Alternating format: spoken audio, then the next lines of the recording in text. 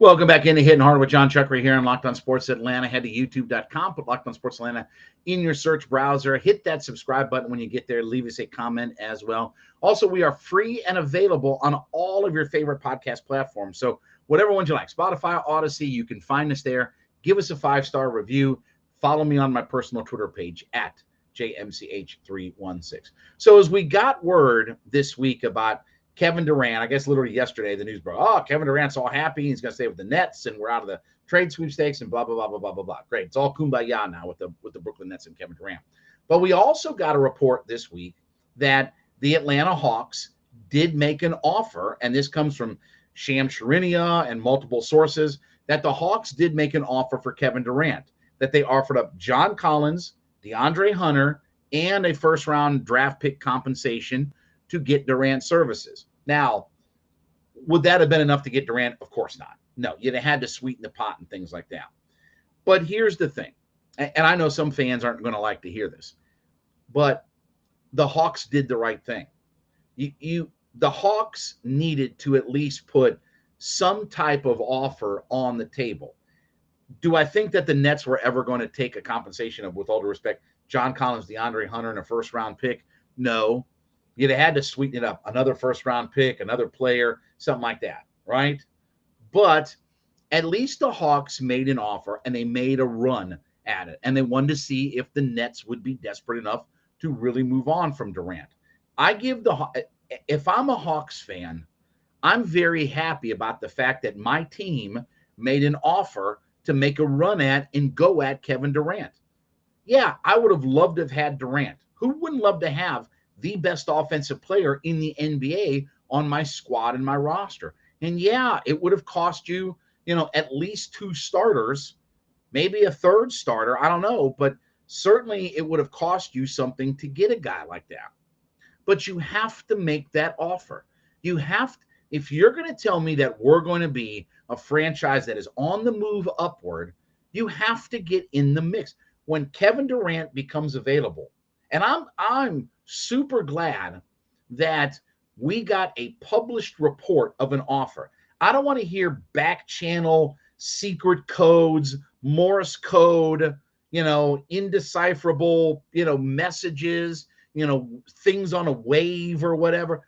We got an offer that was, they offered this, this, this, this. Okay, that's good. That's good. That tells me that my franchise is in the business of acquiring talent and trying to get to the next level. Again, I understand there was no way that the Nets were going to take that offer. Not when some teams are, not when the Celtics are offering Jaylen Brown and this and that, right? I get that. I understand that the Hawks, again, were probably not realistically in the mix. But I also don't think that they gave the Nets an offer that insulted their intelligence. You have a good young player in John Collins. You have a good young talent in DeAndre Hunter. And you give up, at least a first-round draft pick. Maybe, you sweeten it up with another pick or 2 or whatever like that. It wasn't an offer that feels like it was a complete slap in the face to the Brooklyn Nets. I'm sure the Nets have had worse offers than that, where somebody probably offered 3 or 4 draft picks or whatever like that for the best offensive player in the NBA. But I like the fact that my franchise, the team that I root for, was in this mix, and they made an offer. And if you're a Hawks fan, that should give you some hope. I understand, we've talked before, it's been talked about over the years. Free agents in the NBA don't want to come to Atlanta and this, that, and the other, right? And I understand that for various reasons, right? I mean, we've heard the reasons why, side piece, all that kind of stuff about why guys don't want to come here to Atlanta, right? But I need my franchise to be in the mix. When players are becoming available, free agency, via trade, or whatever like that, I need my franchise to be in the mix. And as a Hawks fan, you should be happy that here was a concrete offer that the Atlanta Hawks made to the New Jersey Nets. And I've said this before. I don't think there's anything wrong with trade offers or free agent offers getting out in the public. I think that only invigorates your fan base. I said this several years ago. Remember when Drew Brees was in a free agent year and the Jaguars were coming off of their AFC Championship game appearance against the Patriots, and Blake Bortles couldn't make a single solitary play in the game. If Blake Bortles had made one play against the Patriots, they would have been in the Super Bowl. And who knows how their fate would have changed. They were the best young roster in the entirety of the NFL. Maybe if they get a Super Bowl appearance, win a Super Bowl appearance, the whole direction of the franchise absolutely could have changed out there. But Blake Bortles couldn't make a play. They were a quarterback making a play away from being in the Super Bowl. And I said, if I was Tony Khan and the Jaguars, I would hold a press conference and I would take one of those, those big burlap sacks that you fill up with money and it's got the dollar symbol on it, right? Like in the cartoons. I would have taken $80 million and put it on the table and said, I want, and this was, remember, several years ago. So this is before everybody made $40 million a quarterback. I'd have put 80 something million on the table and said, we're offering this to Drew Brees. We want Drew Brees here. Here's $40+ million a year. Come be our quarterback for a couple of years and go win us a Super Bowl. I'd have made it public. I'd have made it to where Drew Brees would have had to have had his own press conference and said, no, I am turning down the offer from the Jacksonville Jaguars. I want that out of my franchise. I want my franchise to have a go for it mentality. And it wasn't an offer. Again, I know some people say, well, the Nets were never going to take that. I get that, and I understand that.